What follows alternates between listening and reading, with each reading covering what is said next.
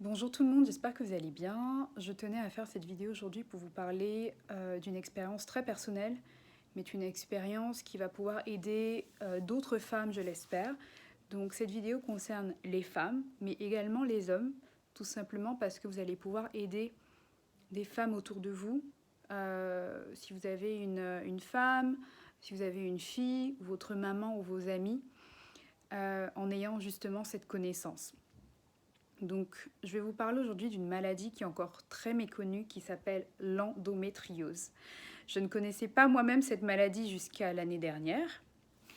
Depuis que je suis toute petite, on m'a toujours dit c'est normal d'avoir des règles douloureuses. Donc, à l'âge de 11 ans, j'ai eu mes premières règles et je me souviens encore de la douleur que je ressentais. J'étais allongée par terre, j'essayais de coller ma joue sur le sol pour ressentir le froid. J'essayais de trouver des positions pour vraiment atténuer la douleur et je ne comprenais pas pourquoi j'avais autant mal. C'était une douleur qui pouvait me faire tomber dans les pommes, vraiment. J'avais l'impression que je n'arrivais même pas à respirer tellement j'avais mal. Et, euh, et ce qu'on me disait tout simplement à l'époque, c'était tu n'as simplement pas de chance. Il y a des femmes qui ont mal et il y a des femmes qui n'ont pas mal. C'est comme ça. Donc j'ai grandi avec cette idée de avoir des règles douloureuses, c'est normal.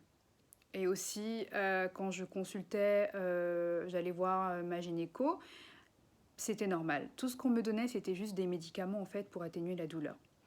Donc pour vous donner un petit peu la définition de ce que c'est l'endométriose, donc l'endométriose est une maladie chronique inflammatoire. Donc donc c'est le développement de tissus utérins hors de l'utérus.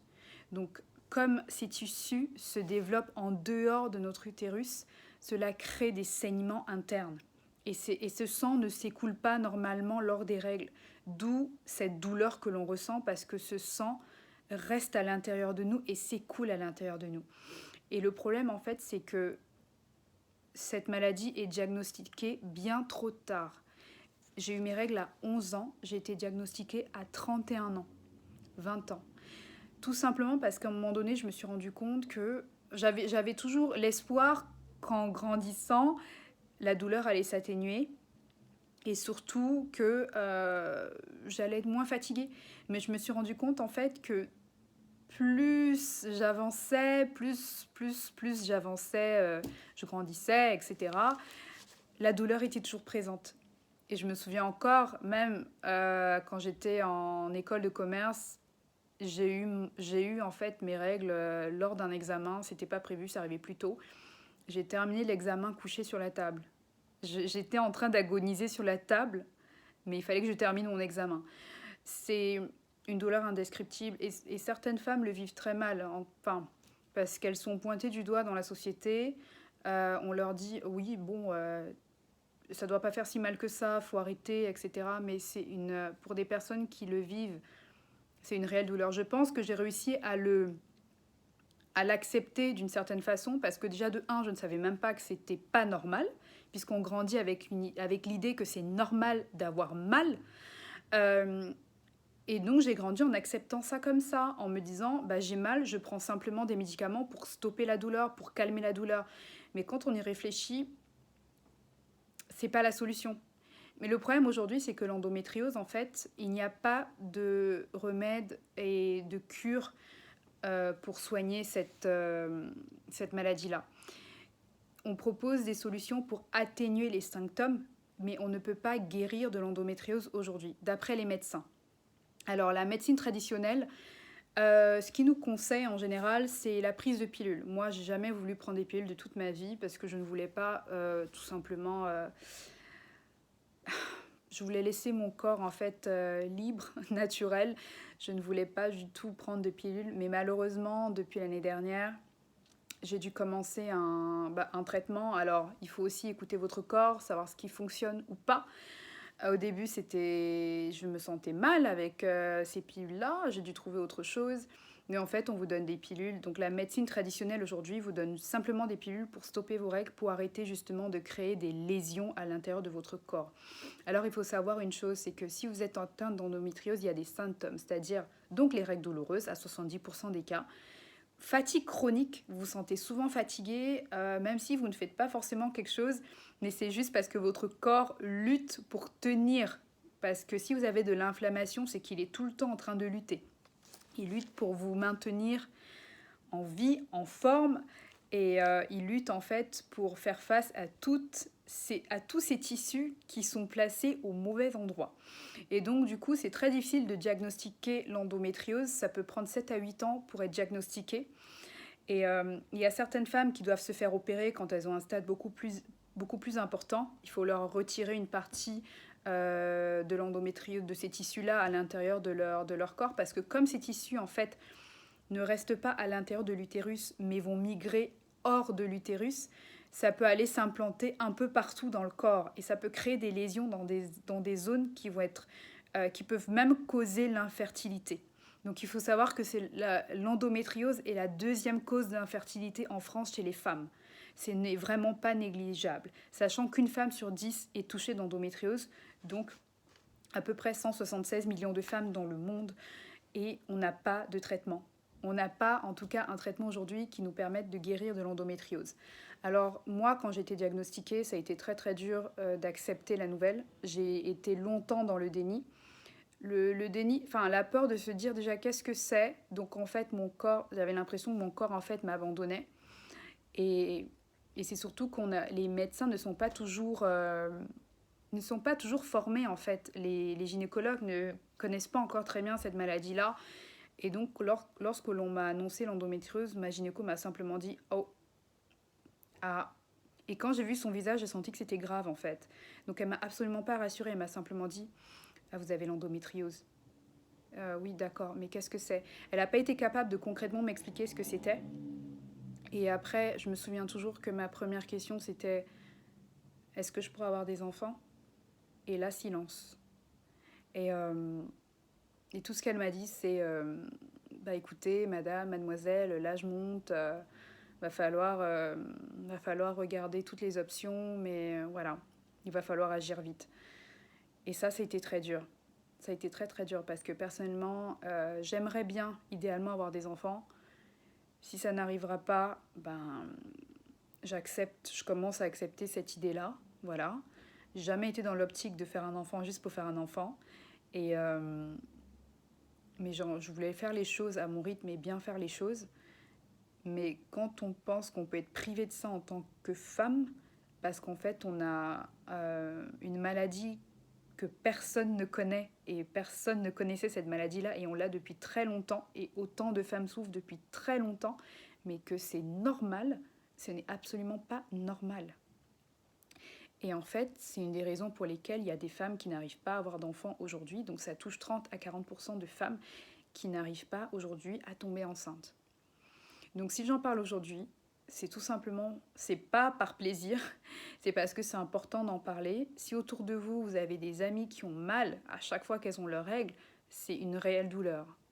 Et cette douleur, des fois, elles peuvent ne pas aller travailler, elles doivent rester chez elles. On n'a pas forcément envie... on n'a juste pas la force en fait. Moi je pense que ce qui m'a toujours aidé à avancer, c'est tout simplement, je pensais que c'était normal, donc j'avais accepté inconsciemment que c'était normal et je prenais tout le temps des pilules en fait pour ne pas sentir la douleur. Sans ça, j'aurais pas survécu. Parce que toutes les fois où j'ai pas pu avoir mes médicaments auprès de moi, j'arrivais pas à respirer tellement la douleur était intense. Donc voilà, si autour de vous, vous avez des personnes qui souffrent d'endométriose, invitez-les à aller consulter. Alors moi j'ai dû faire une IRM pour que l'on puisse déceler mon endométriose. C'est pas quelque chose qu'on décèle facilement.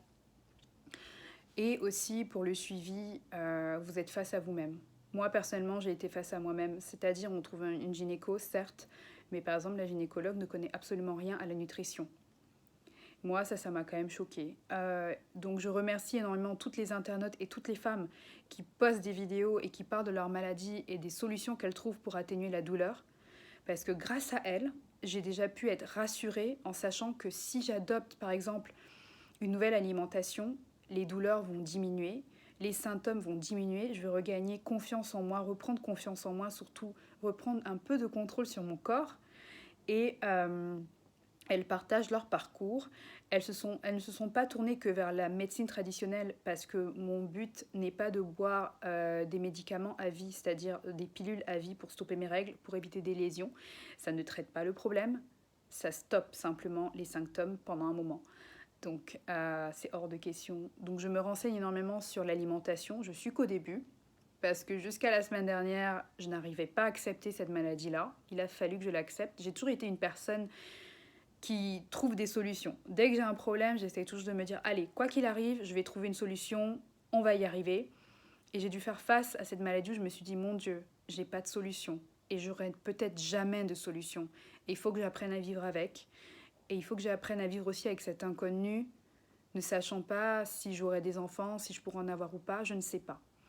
Mais j'ai envie de rester positive et surtout j'ai envie de contrôler ce que je peux aujourd'hui. Et ce que je peux aujourd'hui, c'est apprendre au maximum par moi-même ce que c'est cette maladie, me renseigner et tester parce que chacun a son corps, chacun sait ce qui est bon pour lui et l'alimentation joue un rôle hyper important. Donc renseignez-vous dessus. Parce que moi, ma gynécologue, je paye quand même pas mal par consultation parce qu'il faut savoir aussi qu'il n'y a encore pas beaucoup de gynécologues spécialisés dans l'endométriose. Donc pour les trouver aussi, c'est pas simple. J'ai été souvent refusée en consultation tout simplement parce qu'on m'a demandé si j'attendais un enfant ou pas. Simplement parce que je n'en attendais pas. On m'a dit hors de question, il y a une liste qui est trop longue. Ça sera d'abord des femmes en priorité qui veulent tomber enceintes et qui sont prêtes à tomber enceinte tout de suite. Ça a été dur, hein. Je me suis dit, waouh, en gros, enfin, moi, clairement, j'ai envie de me préparer à cette option-là et cette éventualité-là, mais bon, ok, très bien. J'ai dû trouver, donc quand j'ai pu trouver enfin une gynécologue qui a pu me suivre, c'était un réel soulagement, c'était une première étape. Donc la deuxième étape, écoutez, j'ai commencé cette pilule. J'ai enfin pu trouver une pilule qui est un peu plus adaptée à ma condition, donc ça va un peu mieux. Maintenant, j'ai toujours ces ballonnements, j'ai toujours cette inflammation, la fatigue elle est présente, la douleur moins vu que ces pilules stoppent les règles. Cependant, maintenant je suis prête à me renseigner sur les aliments à favoriser. Une femme atteinte d'endométriose a beaucoup plus d'œstrogène que de progestérone. Donc, il faut éviter certains aliments pour ne pas augmenter l'apport d'œstrogène dans votre corps. Donc, ça, c'est pas mon médecin qui me l'a expliqué. Ça, c'est mes recherches et c'est grâce aux témoignages de femmes qui ont partagé leur expérience et qui ont osé partager leur expérience. Donc, c'est vraiment très, très, très important. Donc, si vous souffrez d'une maladie, vraiment, n'hésitez pas à en parler parce que vous pouvez aider d'autres personnes. Aujourd'hui, les femmes atteintes d'endométriose s'entraident entre elles parce qu'on fait des recherches, parce qu'on ne veut pas se sentir condamné et on veut reprendre un minimum de contrôle. Il y a des femmes qui partagent d'excellents témoignages qui peuvent tomber enceintes aussi très facilement. Il y a des femmes atteintes d'endométriose qui n'ont absolument aucun problème, même si elles ont un stade très avancé pour tomber enceinte. Il y a des femmes qui partagent des témoignages où elles parlent de symptômes qui ont disparu. Bon, la médecine traditionnelle n'arrive pas à y croire, mais il y a des femmes qui, en changeant leur alimentation, en favorisant plus de légumes et de fruits et certains aliments, et le style de vie aussi, il faut éviter le stress. Le stress joue... Waouh, voilà. Il faut éviter le stress, big time, mais c'est pas facile, sachant qu'on est tout le temps occupé. Donc c'est quelque chose que je dois apprendre à gérer aussi. Donc j'ai commencé la méditation, j'aime bien. Mais simplement pour vous dire que c'était très dur. Et, et encore aujourd'hui, j'essaie encore d'accepter cette maladie-là. Mais j'en parle aujourd'hui parce que j'espère que vous allez pouvoir partager cette vidéo, que vous allez pouvoir aider d'autres femmes autour de vous qui souffrent de cette maladie sans savoir en fait que ça s'appelle l'endométriose et qui ne savent juste pas par où commencer pour aller mieux. J'ai envie de vous dire que c'est à vous de prendre les devants, c'est à vous de vous renseigner, c'est à vous de tester aussi. Par exemple, je vais tester différents aliments pour voir ce qui me va le mieux ou pas. Et aussi, un autre point qui est encore très tabou, mais j'en parlerai peut-être dans les mois à venir ou l'année prochaine, ma gynécologue m'a conseillé de congeler mes ovocytes. Donc ça, c'est encore autre chose. La femme, quand elle m'en a parlé, et surtout quand elle m'a précisé que ça coûtait cher et qu'il fallait du temps, parce qu'il faut faire beaucoup d'examens, et que c'était lourd et que ça faisait mal, je me suis dit, mais comment souffrent les femmes? C'est incroyable. Donc je vais me renseigner aussi par rapport à ça, parce que j'ai envie de me donner toutes les chances demain, après-demain, voilà.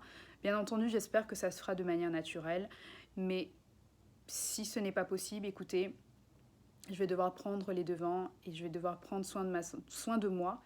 Et voilà, vous êtes acteur de votre vie, donc quoi qu'il vous arrive, essayez toujours de contrôler ce que vous pouvez et surtout partagez votre expérience, parce qu'aujourd'hui, cette maladie, je vous assure que s'il n'y avait pas des femmes qui partageaient leur expérience, je serais dans le noir total. Des femmes ou des hommes qui sont juste incroyables et qui partagent en fait des recettes, des, des, des, des témoignages en fait pour nous aider. Donc partagez cette vidéo ou partagez ce que je viens de vous dire auprès de vous, parce que ça peut aider d'autres jeunes femmes qui en souffrent aujourd'hui, et on leur dit simplement que c'est normal d'avoir mal. Et vous pouvez leur épargner 20 ans. J'ai perdu 20 ans. Voilà. Donc j'espère qu'il n'est pas trop tard et j'ai envie de rester positive. Et je ne suis qu'au début de cette aventure. Voilà. À très bientôt.